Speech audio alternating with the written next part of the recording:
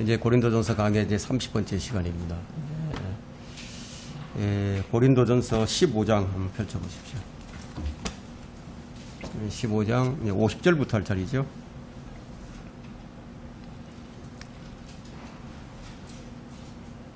이 50절부터는 다가올 성도의 휴거의 정확한 본질에 대해서 이제 설명을 하고 있는 내용인데요. 50절 보겠습니다. 그러나 형제들아 이제 내가 이것을 말하노니 혈과 육은 하나님의 나라를 상속받을 수 없으며 썩을 것은 썩지 아니하는 것을 상속받을 수 없느니라. 자, 이 말씀이 이제 어떤 말씀이죠? 이제 혈과 육은 이제 하나님 나라를 상속받을 수 없다. 그렇다면 이 땅에 살고 있는 인간은 누구나 혈과 육을 가지고 있는데, 그렇다면 이 지구상에 살고 있는 인간이 어떻게 하나님의 나라를 상속받을 수가 있는 것인가? 혈과 육의 상태로는 킹덤 오브 갓, 하나님의 왕국에 들어갈 수가 없습니다. 이것은 이제 육신의 타고난 몸으로는 들어갈 수가 없다는 그런 말인데, 그러면 어떤 사람들에게 이것이 허락된 것일까요? 그리고 상속받는다는 그 몸은 또 어떤 몸을 말하고 있는 것일까요? 먼저 어떤 사람에게 허락되는 것인지 우리가 이제 성경으로 이제 확인을 해볼 필요가 있습니다. 요한복음 이제 1장 12절 한번 보십시오. 요한복음 1장 12절, 13절 두 구절을 보겠습니다. 그러나 누구든지 그를 영접하는 사람들에게는 하나님의 아들들이 되는 권세를 주셨으니, 하나님의 아들들이 되는 권세를 주셨다고 했죠. 즉 그의 이름을 믿는 사람들에게니라. 그리고 하나님에게서 이제 하나님의 아들이 되는 권세를 받은 사람들은 여기 13절에 그들은 하고 말하고 있죠. 그들은 혈로나 육신의 뜻으로나 또한 사람의 뜻으로 나지 아니하였고 하나님에게서 난 사람들이라. 하나님의 나라가 허락된 사람은 하나님에게서 태어난 사람이에요. 그러니까 예수 그리스도를 구주로 믿고 이제 구원받아서 이제 하나님의 아들들이 된 사람들에게 허락된 것임을 우리가 이 구절을 통해서 이제 확인할 수가 있는 거예요. 그래서 예수님께서도 요한복음 3장에서 말씀하시기를 사람이 거듭나지 아니하면, 즉 성령으로 태어나지 아니하면 하나님 나라를 볼 수도 없고 하나님 나라에 들어갈 수도 없다고 그렇게 이제 말씀하신 겁니다. 그러면 이게 상속받는 몸은 어떤 몸을 말하고 있는가? 오늘 본문으로 돌아와서 이제 이 44절을 한번 보세요. 15장, 고린도전서 15장 44절에 육신에 타고난 몸으로 심어져 영광된 것으로 심겨져 영적인 몸으로 일으켜지느니라고 말씀하고 있죠. 육신에 타고난 몸으로 심겨져 영적인 몸으로 일으켜지느니라.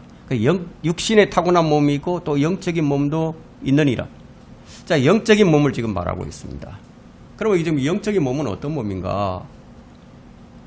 이것을 우리가 성경에서 확인하고자 한다면은 누가복음 24장 39절에서 이제 부활하신 주님께서 제자들에게 나타나셔서 하신 말씀이 있는데, 영은 살과 뼈가 없지만 너희가 보는 바와 같이 나는 있느니라. 이 부활하신 몸은 이 살과 뼈가 있다는 거예요. 자, 이것을 볼 때 이 피가 있으면 하나님 나라를 상속받지 못한다는 것을 알 수가 있죠. 자, 여기 이제 이 몸이라는 것은 이제 53절이 말하고 있는 몸인데, 53절에 보면 이 썩을 몸이 반드시 썩지 아니할 몸을 입고 이 죽을 몸이 반드시 죽지 아니할 몸을 입으리라. 바로 이 몸을 얘기하는 거예요. 근데 여기 보면 이 몸은 살과 뼈가 있습니다. 살과 뼈가 있어요. 자, 그 첫사람 아담과 이제 마지막 사람 아담이 동일한 것을 말하는 것을 우리가 성경에서 확인해 볼 수 있는데요. 창세기 2장 23절에서는 아담이 이불을 가리켜서 이는 내 뼈 중에 뼈요 내 살 중에 살이다 이렇게 말하면서 기뻐했어요. 그런데 피는 언급하지 않았습니다. 이제 부활하신 예수님께서도 나는 살과 뼈가 있다, 나를 만져보라 그렇게 말씀을 하시면서 피에 대해서는 언급하지 않았습니다. 자, 이것을 볼 때 우리 부활한 몸, 이제 우리 변화된 몸이 하나님의 나라에 들어갈 수 있음을 알 수가 있는 거예요. 이 몸으로 들어간다는 거예요. 우리 그리스도인들은 바로 이런 몸으로 들어가게 됩니다. 근데 육신의 몸으로는 하나님 나라를 상속받을 수가 없다. 왜냐? 피는 썩기 때문이다 이거예요. 그래서 지금 50절에서 썩을 것은 썩지 아니할 것을 썩을 것은 썩지 아니하는 것을 상속받을 수 없다고 말씀하고 있는 겁니다. 여기서 이제 이 바울이요, 지금 이제 이 50절에서 그러나 형제들아 말하고 있죠. 이 형제들이 누구냐? 이 형제들이 바로 구원받은, 교회 시대에 구원받은 성도들을 말하고 있는데, 이렇게 형제들아라고 부르는 것을 볼 때, 우리는 뭐 그리스도인임을 알 수가 있는 거죠. 우리가 이제 영적인 몸을 입게 되면은 피가, 살과 뼈는 있는데, 피가 없는 그런 몸으로 변화된다는 것을 우리가 알 수가 있습니다. 왜 우리가 변화되어야 하느냐? 그 이유가 지금 50절에 나온 거예요. 혈과 육은 하나님 나라를 상속받을 수가 없다. 그래서 우리가 변화되어야 된다. 또 여기서 우리가 하나 주의해야 할 것은 상속에 관한 부분입니다. 하나님의 나라의 이 상속은 이제 유업과 관련이 있는데, 이 유업이 뭐냐? 이 다스리는 통치권을 말하고 있거든요. 몇 고을을 다스리는 통치자가 되느냐? 자, 몇 고을을 다스리는 통치자가 되느냐? 이것은 이제 마지막 이제 58절에서 말하고 있는 주 안에서의 일과 연관이 있는 것을 우리가 이제 알 수가 있습니다. 58절에 보면 항상 주의 일을 넘치게 하라. 이는 너희의 수고가 주 안에서 헛되지 아니한 줄 너희가 알미니라. 이렇게 이제 말씀하고 있습니다. 자, 우리가 주 안에서 일한 수고는 이 천년왕국에서의 유업과 관련이 있다는 것을 알 수 있죠. 자, 이것은 이제 구원처럼 그냥 은혜로 얻어지는 것이 아니라 노력해서 얻어지는 것임을 우리가 알 수가 있습니다. 어떤 사람은 이제 10고을을 다스리는 권세를 얻게 되고, 또 어떤 사람은 5고을을 다스리는 그런 권세를 가지게 되고, 또 어떤 사람은 1고을을 다스리는 그런 권세를 가지게 될 것이라는 거예요. 그런데 일하지 않는 사람들은 1고을도 다스리지 못한다. 그럼 어떤 사람들이 상속을 받지 못하느냐? 육신적인 일을 하는 사람들은 하나님의 나라에 상속을 받을 수가 없다. 그럼 육신적인 일이 뭐냐? 이게 육신적인 일은. 육신적인 일은 갈라디아서 5장 19절 한번 보세요.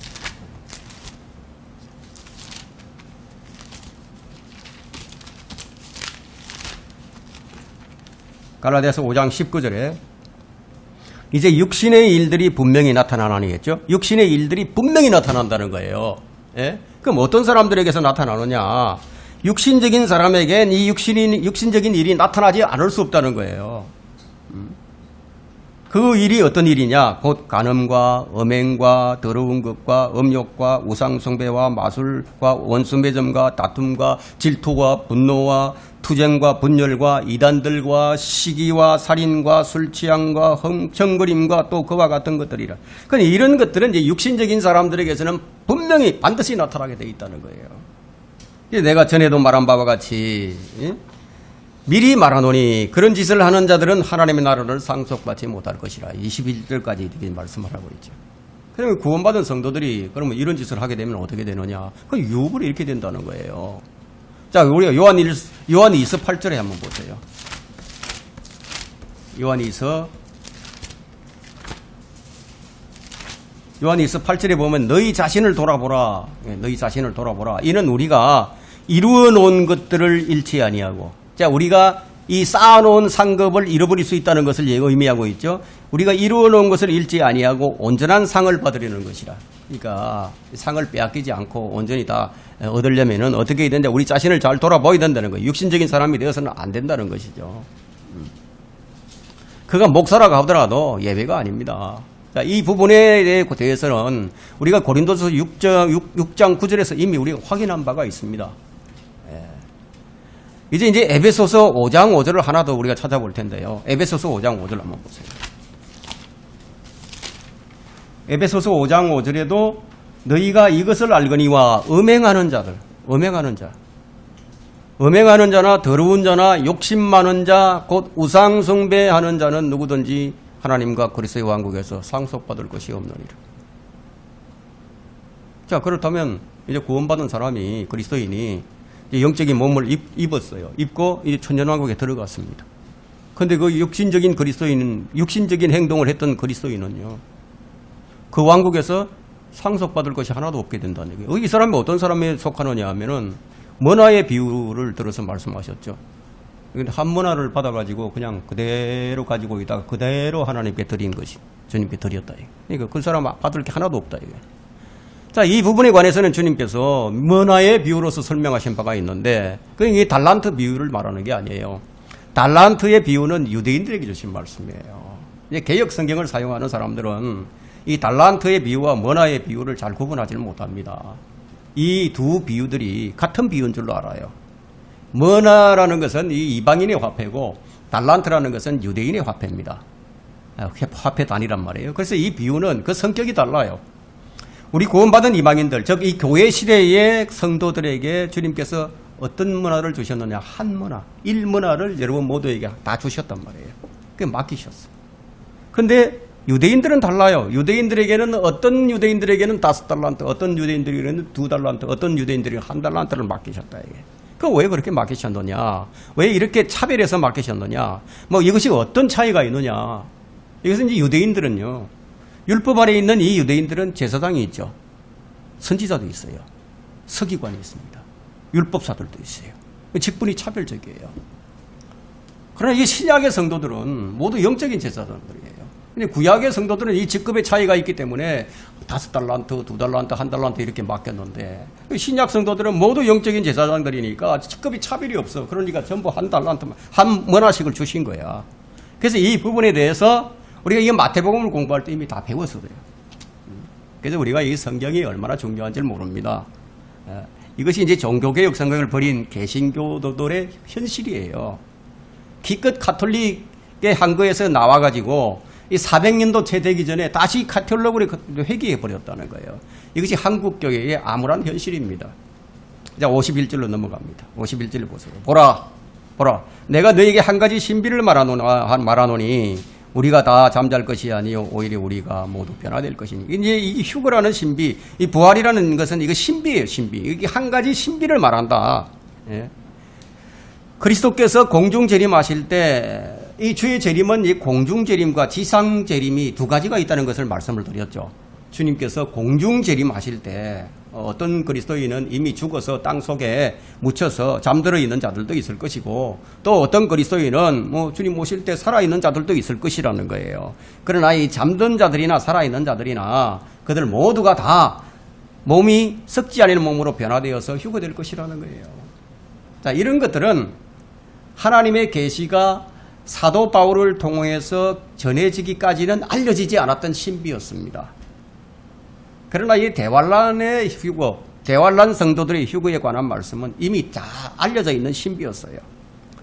대환란 이후의 휴거는 이미 이 대환란 이후의 휴거는 이미 구약 성도들에게 구약 성경에 이제 기록이 되어 있습니다. 시편 50편 4절과 5절에 보면 그가 위로부터 하늘들과 땅에까지 부르시리니 이는 그가 자기 백성을 판단하시려는 것이라. 내 백성들을 내게로 모으라. 그들은 희생제로 나와 언약을 맺은 자들이라. 이 유대인들을 얘기하고 있죠. 그러니까 이 이스라엘은 하나님과 언약을 맺은 백성들이에요. 그들은 하나님께서 지금 부르시겠다는 거예요. 이사야 26장 19절 한번 보세요.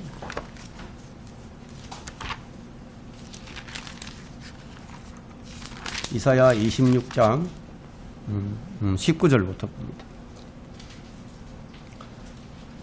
주의 죽은 자들은 살아나리니 주의 죽은 자들은 살아나리니 그들이 나의 죽은 몸과 함께 일어나리라. 이 구약 성도들이 일어났다는 거죠. 함께 일어난다고 했단 말이에요. 이미 예언이 되어 있었다는 거예요. 구약 성도들이 살아날 것이라는 거, 살아날 것을. 흙에 거하는 너희는 깨어서 노래하라. 주의 이슬은 수풀의 이슬 같으니 땅이 죽은 자들을 던져버릴 것임이니라. 내 백성아 오라. 네 방에 들어가서 네 문들을 닫고 그 분노가 지나갈 때까지 잠깐 동안만 숨어라. 보라, 이는 주가 땅의 거민들을 그들의 죄악으로 인해 벌하시려고 그의 처소에서 나오심이니 땅도 피를 드러내고 그 살해당한 자들을 더 이상 가리지 않을 것임이라. 이 장면은 지금 이제 그리스도의 지상 재림 때를 이제 말하고 있는데요. 이 대환란이 끝나고 그리스도께서 이제 재림을 하실 때 환란 성도들의 들림을 받는 그런 장면을 지금 묘사하고 있는 것입니다. 따라서 이제 대환란 이후의 휴거에 대해서는 바울이 이미 잘 알고 있었던 사실이고 이것은 뭐 조금도 비밀이 아니었습니다. 그러나 대환란 직전에 있게 될 이 교회의 휴거는 이 구약에서 전혀 언급하지 않았던 이 새로운 계시였다는 거예요. 그래서 이것이 감추어졌던 신비다. 우리가 이렇게 설명할 수가 있습니다.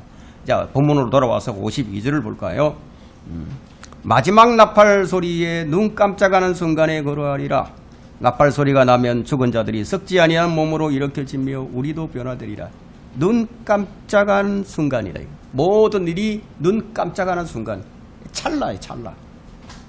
이 눈 깜짝하는 순간이 이 마지막 나팔에 있게 된다는 거예요. 그런데 이 나팔 소리가 어떤 나팔 소리냐? 요한계시록에 나오는 7 나팔 소리, 그 소리와 관련이 있다. 이렇게 말하는 사람들도 있지만 전혀 관계가 없습니다. 이 나팔 소리는 천사들의 나팔 소리가 아니에요. 요한계시록에는 천사들이 7 나팔을 불죠. 그러니까 천사들이 부르는 게 아닙니다. 이 소위 이제 대환란 이후의 휴거수를 주장하는 자들은요, 교회가 이 대환란 직전에 휴거받는 게 아니라 대환란 이후에 이제 휴거를 있을 것이다. 이렇게 주장하는 그런 이제 자들은 이것을 잘 구분하지 못해서 그렇거든요. 다니엘의 70째 주 동안 7년의 대환란을 거친 뒤에 이제 7 나팔이 울리고 그 7 나팔 중에 마지막 나팔과 함께 있다고 이 교회가 휴거된다는 거 이렇게 가르치는 사람들이 있다는 거예요. 그러나 이 고린도전서 15장의 나팔은 이 천사들이 부는 이런 나팔이 아니고 이 나팔 소리는 데살로니가전서 4장 16절에서부터 18절에 나오는 이 나팔 소리와 같은 하나님의 나팔이래. 하나님의 나팔 소리. 이 나팔 소리가 분명히 하나님의 나팔 소리라고 명백하게 기록되어 있습니다. 그리고 여기에는 뭐 천사들이 나오는 것이 아니고 데살로니가전서 4장 16절에는 천사장의 음성이에요. 천사장의 음성. 천사장이에요. 하나님의 나팔 소리가 들리고 미카엘 천사장이 등장하는 것으로 볼 때 우리는 이 장면이 다니엘의 70째 주가 시작되는 시기임을 알 수 있는 거예요. 대환란의 다니엘의 70째 주가 끝나는 시점이 아니고 시작되는 시점, 그러니까 대환란 직전이라는 거죠. 다니엘 12장 1절과 2절에는 이제 이렇게 말을 합니다. 그때 바로 이제 그때 미카엘이 일어서리니 이는 네 백성의 자손을 위하여 일어서는 위대한 통치자라. 또 고난의 때가 있으리니 그것은 민족이 생긴 이래로 그때까지 결코 없었던 것이라. 그때 네 백성이 구제될 것이니. 그러니까 이 말씀은 대환란에 유대인들이 구원을 받게 될 것이다. 이것을 말하고 있는 건데요. 곧 그 책에 기록되어 발견될 모든 자라. 땅의 흙 속에서 잠든 자들이 깨어날 것이며 얼마는 영원한 생명을 얻겠고 얼마는 수치와 영원한 모욕을 받으리라. 이제 고린도전서 15장에 나오는 이 마지막 나팔을 요한계시록에 나오는 이 마지막 나팔과 혼동을 하게 되면은 이 대환란 이후의 휴거설을 주장하는 그런 이단 교리가 된다는 거예요. 그리스도인들이 대환란을 통과한다면은요, 그럼 구원의 영원한 보장은 사라져 버리는 거죠. 근데 우리는 대환란을 기다리는 사람이 아니에요. 그리스도인들이 대환란을 거쳐야 한다면 믿음으로 구원받는 체계가 바뀌게 된다는 거예요.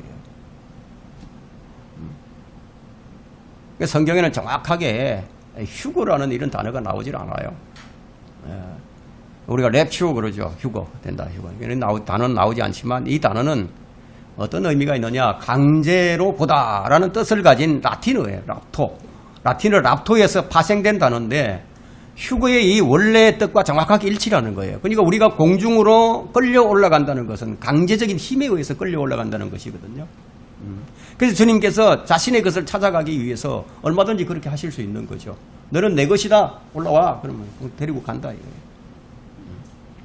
그래서 여기서 우리가 혼동을 하지 말아야 된다. 여기 나팔 소리는 데살로니가전서나 고린도전서에 나오는 이 나팔 소리와는 요한계시록에 나오는 7 나팔과는 다른 것이다. 신약의 성도들이 우리가 봐야 되는 것은 바로 이 고린도전서 15장에 나오는 이 나팔, 하나님의 나팔 소리, 마지막 나팔 소리, 그리고 데살로니가전서에 나오는 이 하나님의 나팔 소리, 이것을 봐야 되는 것이지 요한계시록에 나오는 이 7 나팔에 관련된 것이 아니다. 여러분이 이렇게 이제 이해를 하셔야 합니다. 자, 53절을 봅니다. 그리하여 이 썩을 몸이 반드시 썩지 아니할 몸을 입고 이 죽을 몸이 반드시 죽지 아니할 몸을 입으리라. 자, 이것이 이제 50절과 연관이 되는 것을 알 수 있죠. 혈과 육은 하나님 나라를 상속받을 수 없다. 그래서 이게 연관이 되고 있는 것을 우리가 알 수 있는데, 자, 이 구절에서는 이제 두 종류의 사람들, 두 부류의 사람들을 나누어서 지금 언급하고 있습니다. 첫째 부류는 이미 죽어서 땅에 묻혀버린 사람들이고, 그 몸이 이제 땅 속에서 이미 썩어버린 사람들이에요. 그리고 두 번째 부류는 둘째 부류는 어떤 사람들이냐? 아직 살아있는데 죽을 수밖에 없는 사람들이죠. 그런데 이미 다 몸이 죽어서 썩어버린 이 사람들도 새 몸을 입고 살아난다는 거예요. 그리고 살아있으나 죽을 수밖에 없는 몸을 입고 있는 이 사람도 죽지 않을 새 몸으로 갈아입고 영원히 살게 된다. 이런 뜻이 있습니다. 자, 54절을 보세요. 이 썩을 몸이 썩지 아니할 몸을 입고 또 이 죽을 몸이 죽지 아니함을 입게 되면 그때 사망이 승리 속에 삼킨 바 되었느니라고 기록된 말씀이 이루어지리라. 이미 이런 말씀들은 구약 성경에 기록이 되어 있었다는 거예요. 이제 이 신약에 와서 이것이 성취가 되는 거죠. 이 두 부류에 속한 살아있는 모든 자는 사망과 관계없는 사람들이 된다는 거예요. 이 두 부류의 두 종류의 사람들은 사망과 관계없는 사람들이 된다. 이렇게 해서 이사야 25장 8절의 말씀이 이사야 25장 8절의 말씀, 그가 승리하느로 사망을 삼키실 것이요 또 주 하나님께서 모든 얼굴에서 눈물을 닦아주시며 이라는 이 말씀이 이때야 비로소 성취가 된다는 거예요. 자, 55절을 봅니다. 오 사망아 너의 쏘는 것이 어디 있느냐? 오 엄부야 너의 승리가 어디 있느냐? 자, 이들이 죽지 않은 새 몸을 갈아입고 이렇게 당당하게 외친다는 거예요. 오 사망아 너 쏘는 것이 어디 있느냐? 그러면 이 사망은 그 위력을 잃어버렸죠. 그러니까 고개를 떨굴 수밖에 없죠. 그리고 이미 죽어서 무덤에 들어가 있는 첫째 부류에 속한 사람들도 썩지 아니할 몸을 입고 살아났으니까 오 음부야 너의 승리가 어디 있느냐? 이렇게 당당하게 외칠 수가 있게 된다는 거예요. 무덤 속에 가두어 놓고 승리를 했다고 생각하고 있는 이 사망은 결국 무참하게 패배하고 말게 된다는 것, 그런 뜻입니다. 야, 이 얼마나 굉장한 일입니까? 그래서 이제 고린도전서 15장 52절부터 55절에 이르는 이 구절들은요, 정말 이게 놀라운 구절입니다. 지금 예수님께서 재림을 하신다면 우리 살아있는 그리스도인들은 사망이 쏘는 아픔을 맛보지 아니한다는 거예요. 그리고 영원히 살게 된다는 거예요. 눈 깜짝할 순간에 그것도. 우리 몸이 죽지 않을 몸으로 변화되기 때문에. 여러분 요한복음 11장으로 한번 가보세요. 손가락으로 다 꼽아 놓으시고 요한복음 11장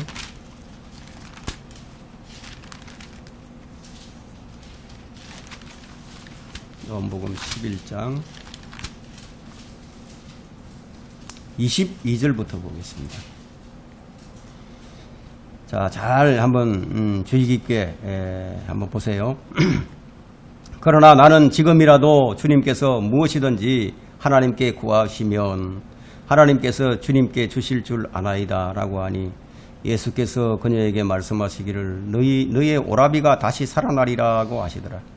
마르다가 주께 말씀드리기를 마지막 날에 부활로 그가 다시 살아날 줄 내가 아나이다. 이제 이 마르다가 뭘 알고 있죠? 사람이 죽더라도 다시 살아날 것을 알고 있었던 거죠. 자, 25절에 봅니다. 예수께서 그녀에게 말씀하시기를 나는 부활이요 생명이니 나를 믿는 자는 죽어도 살 것이며 또 살아서 나를 믿는 자는 누구나 영원히 죽지 아니하리라. 네가 이것을 믿느냐고 하시니 그녀가 주께 말씀드리기를 예 주여 나는 주께서 세상에 오실 그 그리스도 곧 하나님의 아들이심을 믿나이다 라고 하더라. 자, 아주 생생하죠. 아주 생생하게 우리가 이제 이 구절을 통해서 우리가 이 말씀을 이제 확인할 수 있습니다. 이 마르다는 죽은 오라비의 몸이 썩어버린다고 하더라도 마지막 날에 다시 살아날 것을 알고 있었어요.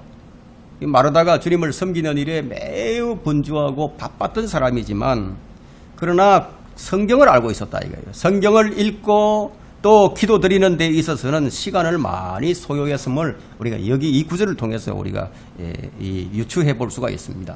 지금 죽어서 무덤에 들어간다 해도 나는 부활이요 생명이니 나를 믿는 자는 죽어도 살 것이며 라고 주님께서 이렇게 말씀하신다는 거예요. 또 살아서 나를 믿는 자는 누구나 영원히 죽지 아니하리라. 자, 이 말씀은 주님이 다시 오실 때 살아남아 있는 사람은 죽음 그 자체를 맛보지 않고 영원히 살게 된다는 그런 말씀이에요. 다시 말해서 지금 이 교회 시대의 성도들이 휴거를 가리키고 있는 거죠. 이처럼 나를 믿는 자는 죽음을 이긴 자라고 주님이 말씀하셨어요. 그런데도 많은 그리스도인들이 요한복음 11장을 읽으면서도 구약 성도들의 부활과 신약 성도들의 부활과 휴거를 구별하지 못한 채 그냥 읽고 스쳐 지나가 버린다는 거예요. 자, 우리 이런 현상들을 볼 때 수많은 사람들이 이 성경을 그대로 믿지 않는다는 것을 알 수가 있죠. 네. 이런 자들에게 주님께서 물으십니다. 네가 이것을 믿느냐? 네가 이것을 믿느냐? 자기 몸이 장차 어떻게 될 것인지를 모르고 사는 사람은요, 사실 믿어도 믿는 게 아닌 셈이에요.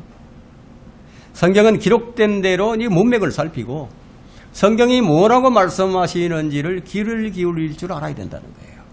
그 성경에는 그리스도인의 휴거를 노래하는 구절들이 참 많이 있습니다.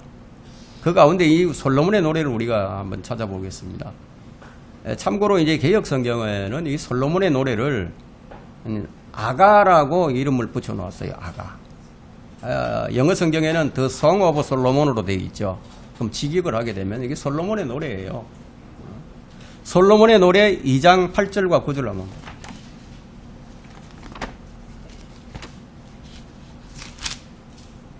솔로몬의 노래 2장 8절과 9절에 보세요. 이 구절은 이제 교회 시대의 성도들의 휴거를 묘사하는 노래인데요. 8절에 봅니다. 내 사랑하는 이의 목소리로다. 내 사랑하는 이의 목소리로다. 보라, 그가 산들 위로 뛰며 작은 산들 위로 가볍게 뛰며 오는도다. 자. 이 표현, 내 사랑하는 이의 목소리로다. 이 표현은 신부가 신랑의 음성을 듣고 화답하는 노래예요. 화답하는 노래입니다. 그러니까 우리 그리스도인들이 나팔 소리를 듣고 주의 음성에 화답하는 표현인데 내 사랑하는 이의 목소리로다 이렇게 표현을 한다는 거예요. 자, 2장 10절부터 계속 한번 읽어보겠습니다. 나의 사랑하는 이가 내게 일러 말하기를 나의 사랑 나의 어여쁜 자야 일어나 떠나자. 보라, 겨울도 지나고 비도 그쳤으며 땅에는 꽃들이 피고 새들이 노래하는 때가 왔도다. 산부들기의 소리가 우리 땅에서 들리는도다. 무화과 나무는 푸른 무화과들을 내고 포도는 꿀은 부드러운 포도로 좋은 향기를 내는도다. 나의 사랑 나의 어여쁜 자야 일어나 떠나자 하였도다.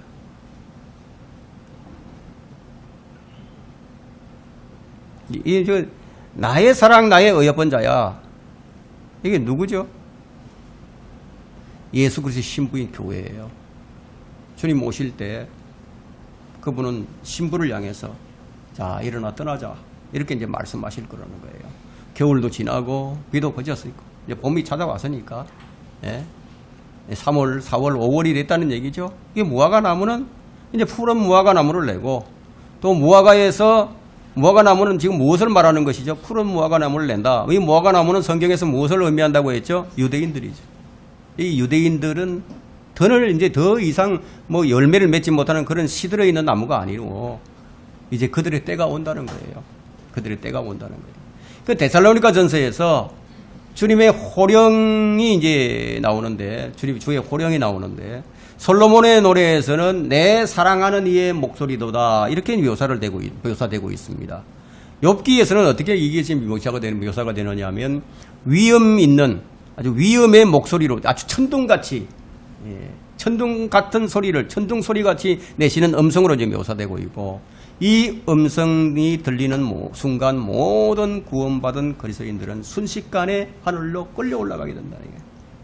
순식간에. 우리는 지금 그때를 기다리면서 그분의 입에서 나오는 소리를 주위에서 들으려고 지금 귀를 기울이고 우리가 이제 살고 있다는 거예요.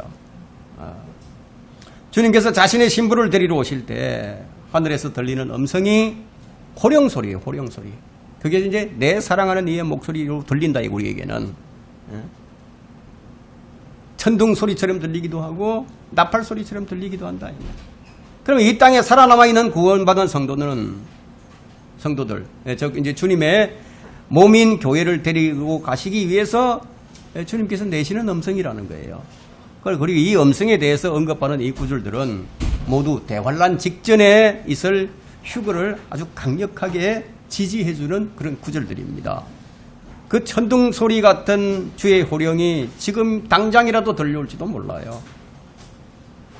이런 현상은 구원받지 못하고 이 땅에 사는 세상 사람들은 아마 마치 그 원자 폭탄보다도 위력이 훨씬 더 큰 그런 어떤 폭음 소리와 함께 마치 코발트탄이 번개불처럼 폭발해서 온 세상을 뒤흔들어 놓는 그런 굉음 같은 소리를 듣게 될 거예요. 그곳이 낮이건 밤이건 지구상에 살고 있는 모든 사람이 하늘을 쳐다보겠죠. 이 천둥 소리가 꽝 하고 울려 퍼질 때 도시에 있는 모든 유리창들이 다 박살이 나버리고 마치 원폭이 터진 것처럼 사람들이 혼비백산을 하게 될 거죠. 그러나 우리는 이러한 폭음 소리에서 들려오는 미세한 음성을 듣는 거예요. 이리 올라오라, 이리 올라오라. 이 주의 음성을 듣는 순간, 눈 깜짝하는 순간 하늘로 들려 올라가 버립니다. 번개불처럼 빠르게 공중으로 사라져 버립니다. 그리스도인들은 각자 자기의 이름을 부르는 소리를 듣게 되는 거예요. 이제 요한복음 10장 3절에 그는 자신의 양들의 이름을 불러서 끌어내느니라. 이 말씀을 두고 한 말씀이에요. 자신의 양들을 이름을 부르면서 끌어낸다.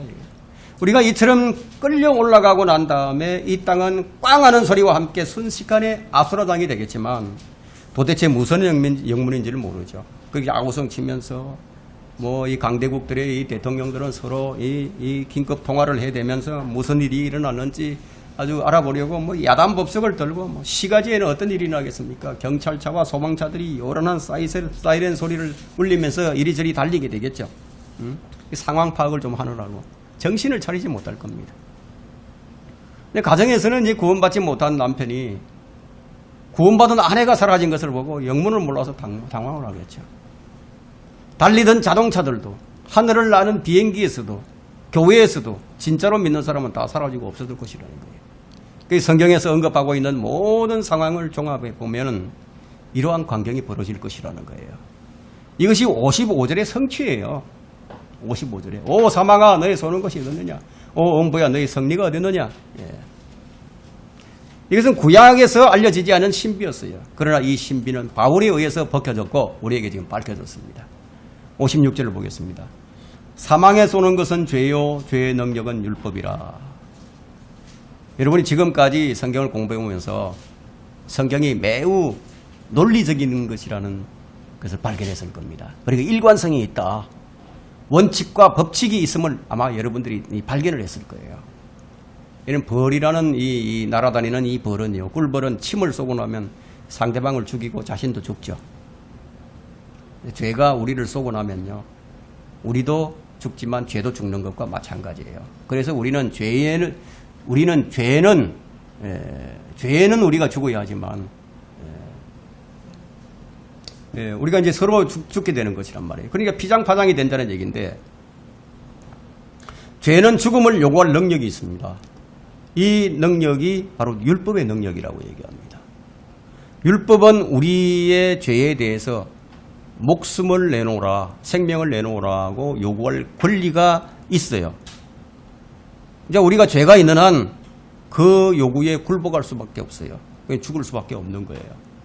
그러나 주 예수 그리스도께서 우리의 죄들을 자신이 대신 짊어지셨어요. 그래서 그분이 오셔서 율법의 요구를 대신 들어주셨고 우리의 죄값을 다 지불해 버렸습니다. 다시 말해서 그분께서 우리의 죄로 인하여 우리가 사망의 침에 쏘일 것을 대신 사망의 침에 쏘이신 거예요.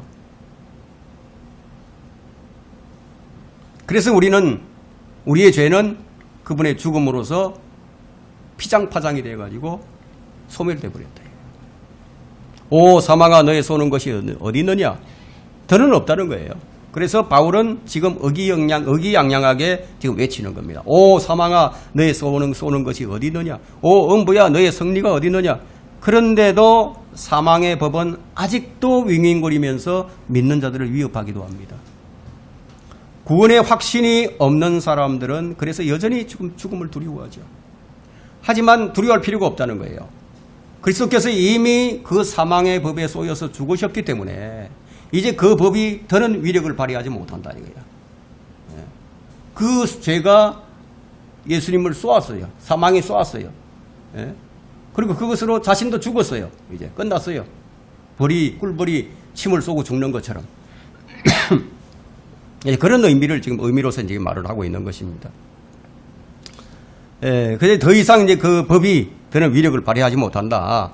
그래서 57절에서 뭐라고 얘기하죠? 57절에서 그러나 우리 주 예수 그리스도를 통하여 우리에게 승리를 주시는 하나님께 감사하노라. 이렇게 되었기 때문에 감사를 한다는 거예요.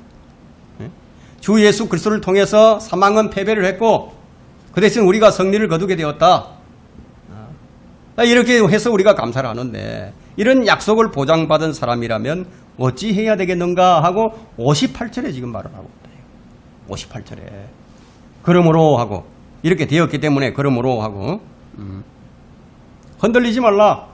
나의 사랑하는 형제들아 경고하라. 흔들리지 말라. 항상 죄를 넘치게 하라. 이는 너희의 수고가 주 안에서 헛되지 아니한 줄 너희가 알미니라.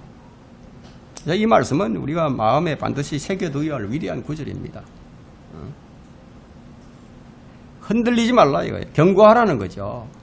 이 말씀은 우리의 좌우명이 되어야 하는데 죽을 수밖에 없었던 이 세상에서의 우리의 생명이 끝나버렸고 우리의 죄는 더는 우리를 이제 건드릴 수 없게 됐어요. 이런 연유로 인해서 바울은 이렇게 말합니다. 그러나 이제는 그것을 행하는 것은 더 이상 내가 아니요 내 속에 거하는 죄니라. 로마서 7장 17절에서 말했죠. 로마서 7장 20절에도 이제 만일 내가 원치 않는 것을 행하면 그것을 행하는 것은 더 이상 내가 아니요 내 속에 거하는 죄이니라. 구원받은 성들은 이제 두 가지 본성을 가지고 있습니다. 타고난 본성, 우리 아담으로부터 받은 타고난 본성이 있고 또 우리가 하나님께로부터 받은 새로운 본성이 있습니다. 바울은 이것을 가리켜서 이렇게 얘기를 합니다. 로마서 7장 21절부터 23절의 말씀인데요. 그리하여 내가 한 법을 발견하노니 그것은 내가 선을 행하고자 할 때 악이 나와 함께 있다는 것이라. 내가 속사람을 따라 하나님의 법을 즐거워하나 내 지체들 속에 있는 또 하나의 법이 내 생각의 법과 싸워 나를 내 지체들 속에 있는 죄의 법에게로 사로잡아오는 것을 보는도다. 이건 뭐 옛사람과 새사람의 싸움인데 우리가 이런 것들을 알았다면 더는 죄로 인해서 휘둘려서는 안 된다. 우리가 소유한 이 영원한 생명은 그 흔들리는 생명이 아니라는 거예요. 그래서 고린도전서 15장 58절에서 경고하라. 흔들리지 말라는 거예요. 이걸 모르면 흔들리게 되겠죠. 그리고 그 다음 명령이 뭐냐? 항상 주의 일을 넘치게 하라. 이는 너희의 수고가 주 안에서 헛되지 아니한 줄 너희가 알미니라. 때때로 주의 일을 넘치게 하라는 것이 아니고 항상 주의 일을 넘치게 하라는 거예요. 항상. 그리고 우리는 주님을 위해서 하는 일은 그것이 무슨 일이든지 간에 결코 헛되지 않다는 것을 우리가 알아요. 여러분 이런 확신을 가지고 있으십니까? 여러분이 죄인들을 그리스도께로 인도하고 있으십니까? 성과를 얼마나 올리고 있느냐 이것을 묻는 게 아니에요. 도전하라는 거죠. 도전. 적극적인 도전이 필요합니다. 우리는 뿌리는 일과 물을 주는 일을 할 뿐이에요. 잘하게 하시는 분, 생명을 주시는 분은 하나님이시지 주님이 주신다. 우리가 이제 이런 그 뿌리는 일과 물을 주는 일을 하게 되면 세상은 우리를 이제 비웃고 방해하기도 하겠지만 그러나 성경은 경고하라. 흔들리지 말라고 말합니다. 항상 죄의 일을 넘치게 하라. 주님께서 그것을 지금 원하시고 계신다고. 그리고 그러한 수고는 절대 헛되지 않다는 거예요. 예수 그리스도를 통해서 우리에게 승리를 주시는 하나님께 감사하는 진정한 마음이 있다면 모든 그리스도인은 이런 일을 자연스럽게 실천할 수 있을 것입니다. 오늘 여기까지 하도록 하겠습니다.